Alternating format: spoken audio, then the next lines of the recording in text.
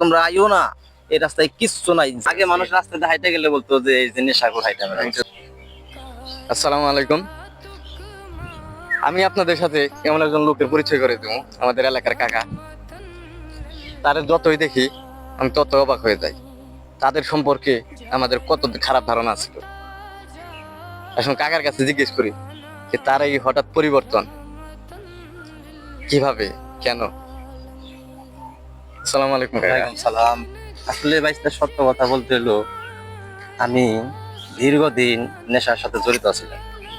থাকার পরে আমার মাথায় কেন জানি একটা বুদ্ধি এলো যে এই রাস্তায় আর কতদিন থাকবো।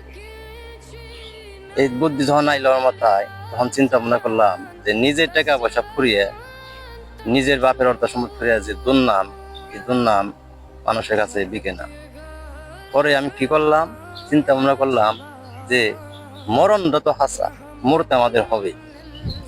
এই চিন্তা যখন আসলো, আমি তখন ভাবলাম যে এই রাস্তায় আর থাকা যাব না। তে আমি আল্লাহর রাস্তায় চলে যাই, যে রাস্তায় এখানে শান্তি আর শান্তি, ইহকালে শান্তি, পরকালেও শান্তি। তে আমি, আমার আল্লাহ কেন যেন একটা বুদ্ধি দিল যে তুই ভালো রাস্তায় চলে যা। তে আমি দীর্ঘদিন শয়তানের বাটে করে খারাপ রাস্তায় ছিলাম। পরে আল্লাহ আমার হেদায়েত দিছে, আমি মসজিদে যাই, 5 ওয়াক্ত নামাজ আদায় করি। আল্লাহ আমার খুব ভালো রাখছে। ঠিক আছে, এখন আমি নিজে, আল্লাহ আমারে ভালো করছি, ভালো রাস্তায় আইছি। আমি দীর্ঘদিন নেশা করতাম, এখন আমি ভালো হয়ে গেছি। এখন বাংলাদেশের বাহিরে যারা নেশা পানি করে, মাদক সেবন করে, আমি তাদেরকে আহ্বান জানাবো যে কিনা তারাও জানি এই পথ থেকে ফেরত আসে, আল্লাহ রাস্তায় চলে আসে, তাতে আল্লাহ সবার জন্য ভালো করবে। কাকা, আমার একটা প্রশ্ন হচ্ছে কি, আমরা তো জানি যে নেশার জগতে ঢুকলে সে সহজে ফিরে আসতে পারে না। তো আপনি কিভাবে আসলেন? এরা বাজান কোয়ার কথা, এরা মানুষের ভুল ধারণা। মানুষ পারে না এমন কোনো কাজ নাই, মানুষ সবই পারে। ঠিক আছে, এরা যারা চিন্তা ভাবনা করতে ভুল ধারণা, এরা কিছুই না, এর চোখের একটা নেশা। মানুষ মইরা যায় একমাত্র ভাত আর পানি না খাই, তাছাড়া ইতিমি নেই, আর কোনো কিছুতে মানুষকে মারতে পারে না আল্লাহ ছাড়া। ঠিক আছে, এটুকুই আমার কথা। আমি সবাইকে বলবো, যারা মাদক সেবন করে বর্তমানে, তাদেরকে ফিরে আসতে বলবো, আল্লাহর রাস্তায় আসতে বলবো। আর যারা নতুন করে খাওয়া শিখতেছে, এদেরকে হাত জোর করে বলবো যে এই রাস্তায় তোমরা আইও না, এই রাস্তায় কিচ্ছু নাই, জীবন শেষ, পরিবার শেষ, বউ বাচ্চা সব শেষ। আমি সবাই হাত জোর করে বলবো, এই মাদক সেবন যেন আর কেউ না করে, সবাই মিলে আমরা আল্লাহর রাস্তায় চলে আসি।